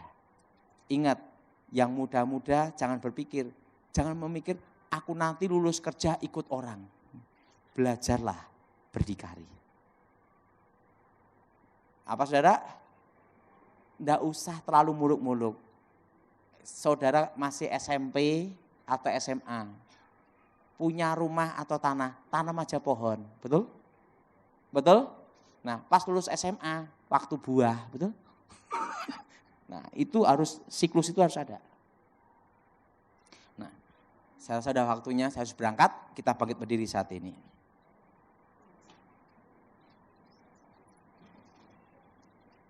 Bapa di surga, dikuduskan namamu, datang kerajaanmu, jadi kehendakmu. Berkati firmanmu, berkati kami semua.